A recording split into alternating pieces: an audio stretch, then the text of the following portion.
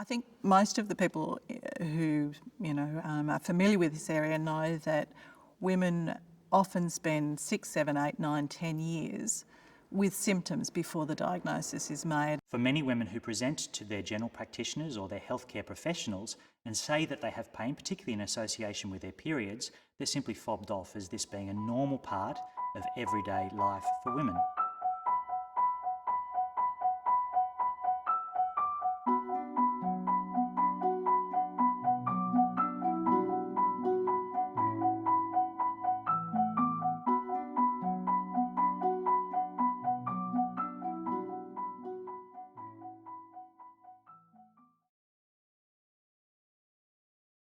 I think in society that there's this idea of I want to be able to say I have a high pain threshold and I can cope with things, and it makes people feel like they're resilient to be able to say that. And if they don't cope, other people may make them feel guilty for not coping so well with it. The perception out there in the world is that, period pain is normal, and I think a degree of period pain is quite true for many women. Pain is something that you can't rate it. You can't compare my pain to your pain.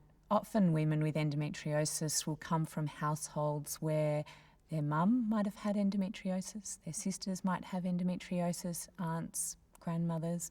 And so within that family unit as well, things can be normalised in that way. I would always recommend that if women are having pain with their periods, between their periods, whether they have pain with intercourse or when they open their bowels or use their bladder, that they present to their doctors and they tell them that they may have some of the symptoms consistent with endometriosis. That way, it's easier for us to assist them to make the diagnosis in the first place.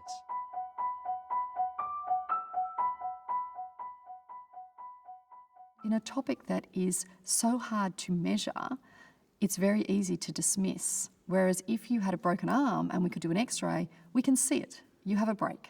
I think a lot of women with endometriosis unfortunately have a delay in diagnosis, and this might be because health professionals have discounted or normalised their symptoms at the start.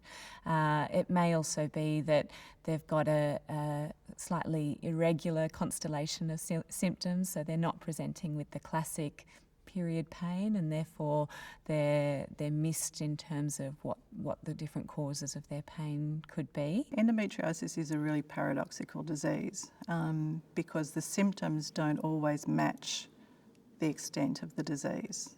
Endometriosis is a very insidious disease, and unfortunately it can be found in any area of the body, and it's been reported in some very strange locations such as the thumb, the knee, and even in the brain. So in my practice, I've seen women who can present with problems associated with bleeding into their chest every time they get a period and they have collapse of a lung. They can have strange neurological symptoms where they fall over, and they can present with painful joints. These are very unusual types of endometriosis, but it's just part of this whole insidious picture that is endometriosis. Doctors can better themselves by being made more aware and being educated about the disease, and in particular by being willing to refer patients on to specialists who specialise in treating endometriosis. The only way that we have currently to make an absolute diagnosis is surgery. That means you've got to have an invasive procedure to get the tissue and make the diagnosis by looking at that underneath the microscope. We don't yet have any blood tests or scans that will definitely make the diagnosis of endometriosis, although there's a lot of research going on that here in Australia and around the world. It's important to understand that there are really two types of pelvic endometriosis. You have disease growing on the lining tissues around the pelvis or on the peritoneum, or disease growing within the ovary itself. Peritoneal endometriosis can only be diagnosed by laparoscopy, whereas ovarian endometriosis can quite accurately be diagnosed by ultrasound.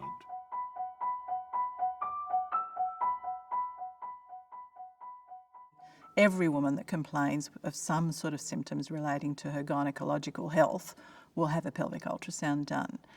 And I don't think that as people doing pelvic ultrasounds, we've done those women justice in general, because of the narrowness of the focus that's been typical. Most of those pelvic scans have become quite formalised into a specific routine of what you do, what you look at, what you report. And endometriosis is a little bit left field. You know, it's not always going to be there in the structures and the things that you look for. If there's not a cyst of endometriosis in the ovary, it's very easy to just not see evidence of endometriosis. When you do an ultrasound, you're not just taking a series of still photographs. It's what we call a real-time technique. So you can see the result of what you're doing in terms of where you're moving your camera and what you're manipulating in the process happen on the screen in front of you. And it's that sequence or that film that gives you almost like tactile feedback on what you're looking at. And that's where you often get the clues about endometriosis. Because if we go back to the idea that endometriosis is a process that causes scarring, then you lose that beautiful mobility that's part of a normal pelvis. So the bladder has to be able to expand, the bowel has to be able to expand and contract, and the uterus has to be able to grow around a pregnancy. The ovaries have to be able to release an egg, and the fallopian tube has to be able to reach that ovary and collect the egg. So they're all processes where mobility is inherent. And what you recognise in endometriosis is that as soon as it becomes reasonably severe, you lose that mobility. And on ultrasound, you can actually recognise that mobility if you look for it, because you can gently move things around and see them move in front of you on the screen. And if you don't see that same mobility, that's a red flag. And women who have particularly bad endometriosis, they lose those natural spaces in the pelvis that you can look at. So they're spaces behind the things that we normally look at. So again, it's just a question of knowing where to look and how to go looking for it. And then the last thing is that the uterus that has bad endometriosis often gets crumpled, almost like those plastics that, you know, if you burn, they sort of pull and pucker together. Endometriosis does that. And so you'll see the distortion in the way the uterus is sitting, that sort of natural lie. And that's actually recognisable on ultrasound. So many pelvic scans are being done every day for these non-specific symptoms that with a little bit more education, the people doing those pelvic scans, and maybe less so those reporting on the pelvic scans, could actually start to recognise some of the so-called sort of red flags for what might be suggesting endometriosis. If you're trying to get the same detail by doing a scan that's essentially all done through the front of the tummy, it's got to be incredibly bad endometriosis to recognise it.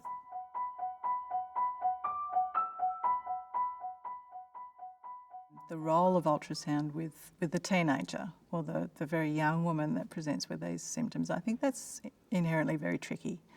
And one of the reasons that it's difficult is if we take the symptom of painful periods, that's an incredibly common symptom in young women. The other thing that compounds it is that ultrasound, well, the sort of ultrasound that we're talking about, where you can look at the detail that we talk about in terms of mobility and structure and so forth in the pelvis, that's done with a transvaginal ultrasound.